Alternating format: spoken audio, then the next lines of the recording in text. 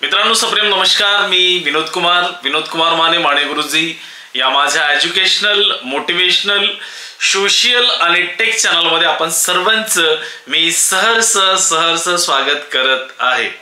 मित्रांनो, आज मी तुम्हाला छोटीशी एक गोष्ट सांगणार आहे. ती गोष्ट तुम्हाला ऐकायची आहे आणि शेवटी मी विचारलेल्या प्रश्नाची उत्तरं तुम्हाला द्यायची आहेत. मी विचारलेल्या प्रश्नाची उत्तरं जर तुम्हाला आली तर नक्कीच तुम्ही हुशार आहात आणि ते शोधायचे तुम्हाला प्रयत्न करायचा आहे.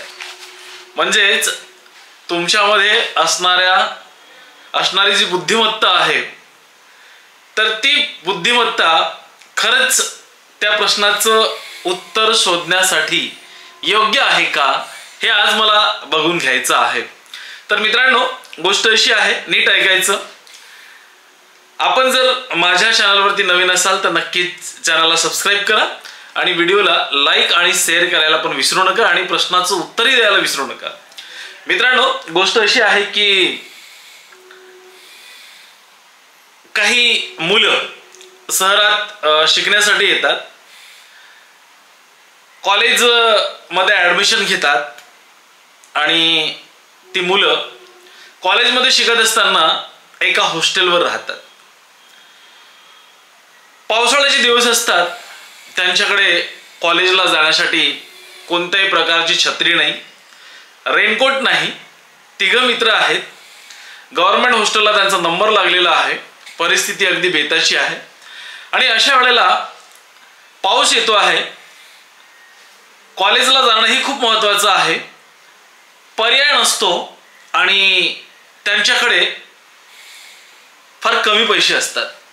अशा वेळेला ते जेव्हा हॉस्टेलमधून कॉलेजकडे जात असताना एक छत्रीचं दुकान त्यांना दिसतो आणि मग तो दुकान जेमतेम नुकताच सुरू झालेला होता.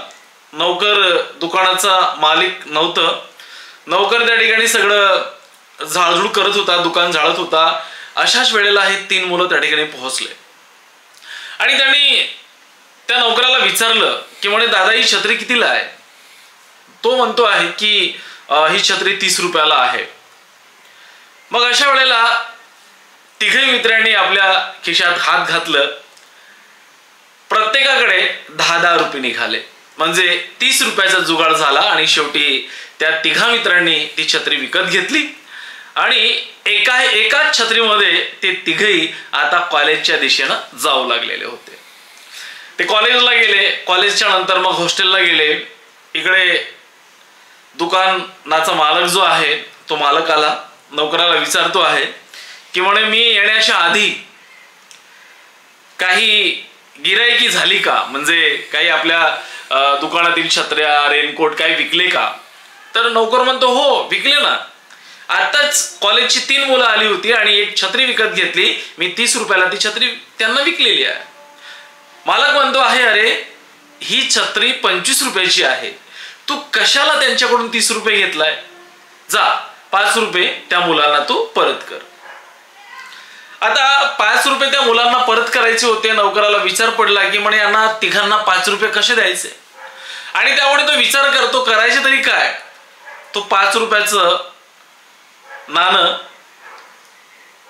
सुटे पैसे मिळावेत म्हणून प्रयत्न करतो आणि 1-1 रुपयाचे 5 कॉइन तो चिल्लर करतो आणि त्या मुलांच्या हॉस्टेलला जातो. त्या मुलांना म्हणतो आहे की हे घ्या तुमचे 1-1 रुपये परत. आणि मग तो नौकर काय करतो आहे की त्या मुलांना 1-1 रुपया परत करतो. बरोबर. आता आपण जर पाहिलं, छत्री 30 रुपयाची होती, प्रत्येक मुलांनी 10 रुपये जमा केले होते, 30 रुपये दिलेले होते. आता नौकरानं काय केलं की तो 1-1 रुपया त्या तिघांनाही दिला. म्हणजेच आपण जर विचार केला तर त्या प्रत्येक मुलाला 9 रुपये या ठिकाणी द्यावे लागले. म्हणजे 9-3-27. बरोबर. म्हणजे छत्री जी आहे तर ती त्यांना 27 रुपयालाच पडली. मग आधी त्यांनी 30 रुपये दिलेले होते, नौकरांनी त्यांना 1-1 रुपया परत केला, 9-3-27 27 रुपयेच झाले. नौकरांनी आपल्याकडे त्यांना 1-1 रुपये दिल्याच्या नंतर 2 रुपये स्वतःकडे ठेवून राखले. मग इथं जर आपण गणित केला तर त्या तिन्ही मुलांचे म्हणजे 9-9 रुपये, प्रत्येकी 9-9 रुपये जर आपण घेतले तर 27 रुपये होतात.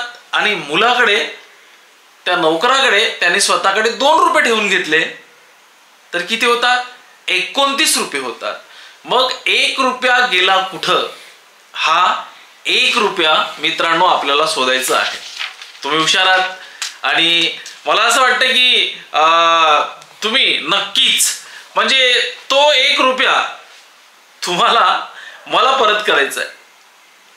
तो 1 रुपया तुम्हाला मला परत करायचा आहे आणि एकंदरीत यामध्ये तुम्हाला डोकं लावायचं आहे की तो 1 रुपया आहे कुठं, तो 1 रुपया गेला कुठं.